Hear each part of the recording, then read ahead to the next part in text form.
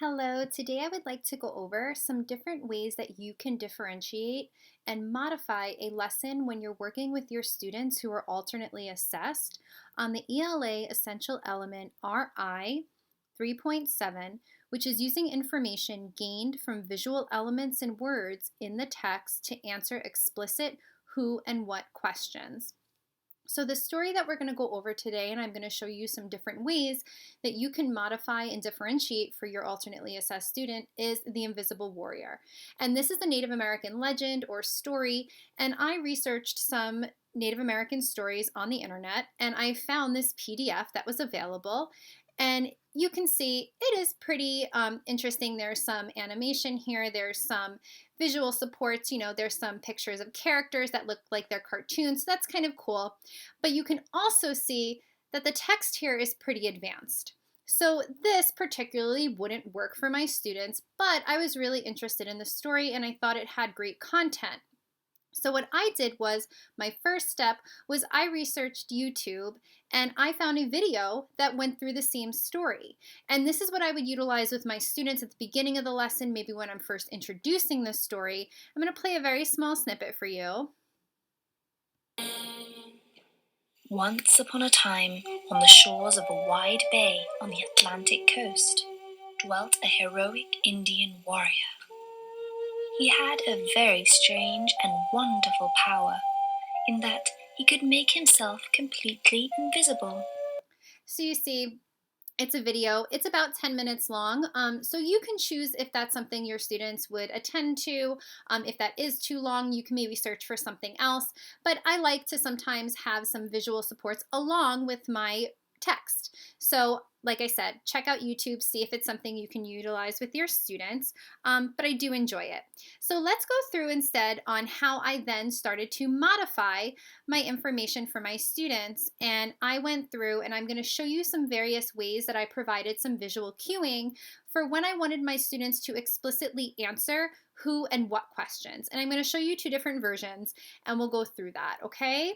So here, I went into Boardmaker and I typed out an adapted text. This would be for a higher level student. However, it still provides icons and supports from Boardmaker, especially for my AAC learners, right? So what I did when I was typing out my sentences was I did go in and I provided some text that was color coded so they could cue into that who question as we're going through it. Now, for a student who is advanced, who's able to do this, this is fantastic. There's a great amount of support already embedded.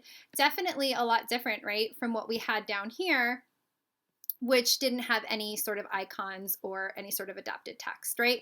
So definitely different, but still supported and a little bit on the higher end, maybe for our learners who are really able to decode very well. There's about 4 sentences on here, right? 3 or 4 sentences. So it can be a little text heavy maybe for some of our students, but definitely a way to go through and provide some icons as you have those students who are capable or ready to learn.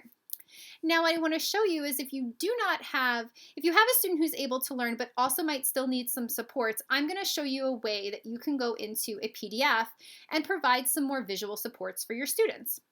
So this is the same page that I embedded into my PowerPoint. But I'm going to show you, if you open up your Boardmaker page in a PDF or save it as a PDF, you can go in and you can provide some supports by either highlighting, if you click on this highlighting tool and picking a color, right? So we chose green for our who questions or our characters. So I can go in and I can then highlight different words in my text, right? So I can go in and I can highlight that.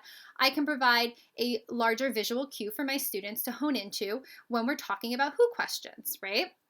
Another thing I can do is if I go over here to my shapes icon, I can box my keywords or almost put like a border type thing around them. So I can again change that color to make sure it matches the color I'm utilizing with my highlighter, and I could just box in those keywords, right? So that if I wanted my students to focus on the character, I can go right in and then I resize the shape that I needed and I could box it, right? So if you were to save this, then you can embed this particular page into your PowerPoint for your readers.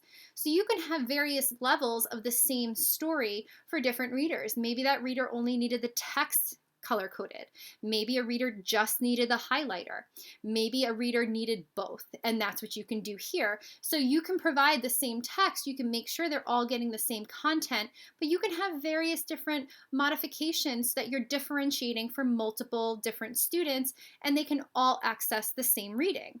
You can have those books completed and you can have a para do a breakout room, or you can provide some small group instruction with different students who are on the same level. So some really great options, right? So you would just save this, then you embed it into your PowerPoint, and there you go. So that is one way you can enhance the visual supports that your students might need and continue to differentiate for your various leveled learners.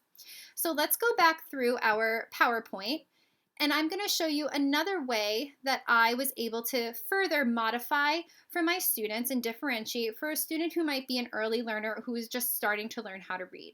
So here what I did was I took away all that text. You can see there was a lot of different sentences on this particular reading, but here I took one sentence at a time. Right? So all they were able to do was to go through one sentence. I didn't want to overwhelm them with too many words and make it seem like it was way too challenging.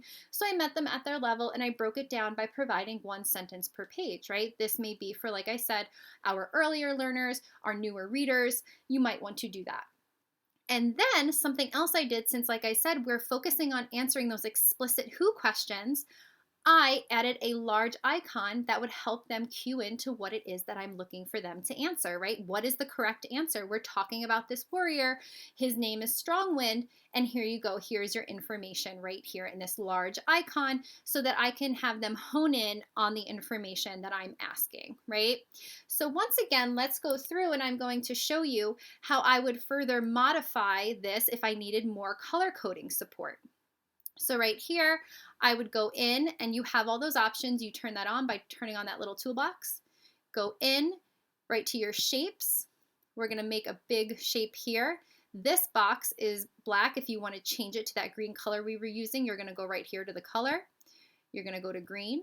If we're going to need a nice thick line, we're just going to change that line size right next to that. You'll see these lines here. You just change that, make it nice and thick. And then you go in, you resize it, and you are all good to go, right? So then you can color code as well. Again, you can highlight by clicking on that highlight button, make sure it's set to the same color. And then you're gonna go in here and you're gonna highlight that word. And there you go. Once again, you can provide some extra visual color coding supports within your Boardmaker when you have it saved as a PDF. Although you can highlight the icon when you're in Boardmaker, you're not always able to highlight the words like this that you can do in a PDF. I also sometimes find it easier just to use the border when I'm in a PDF instead of finding the border in Boardmaker. It's just another option. Whatever it is you're most comfortable with, go for it, right? So as you can see, we did that. We have our who. And then I moved on and I had, here's my who and my what, because I wanted to talk to them about the setting. And again, we can go back into our PDF. And now what we can do is if we wanted to focus on that what question, I'm going to potentially highlight it blue, right? Something different than the green, the characters that I was talking about. So I'd have my characters be highlighted in that green. Oop, there we go. All right. There we go. And we can have that highlighted in green and we can have our tent highlighted in blue. And once again, if I needed to, I can go in and I could box or put borders around my various icons that I want my students to cue into. So if I'm able to talk about two different questions on a page, I can have my what is the setting, where is the setting, where did they live, what is the place that they stayed in, right? And then I can also have my characters by going over here, getting my box ready, again, clicking on that box. Remember, we don't want that one to be blue because the who we're focusing on is green. And then we go up and we can just very simply change that color. We can move our box to highlight the icon that we want to make sure our students are looking at and focusing on. We can highlight any of the other characters in our sentences, and like you can see here, Once again, I only have 2 sentences here, not too overwhelming with the text because my students might not be ready to have that many sentences on one page. I don't want them to become too stressed out about it. I don't want them to become overwhelmed, but having 1 or 2 sentences works. They're able to still focus in on the words and the reading and the questions that I'm asking them. So you can see here, this is how you can further provide some differentiation for various students. You can utilize Boardmaker if you prefer that. I definitely like going in and having the ability to highlight the words like this. That's something I typically do when I'm in person. So I like being able to transfer that over virtually as well. It's something that our students often might use as a skill when they're reading or looking for details. And so that's how I can do that here when I'm using this PDF version of a Boardmaker, and I can always embed it into a PowerPoint and present it as a whole class, right?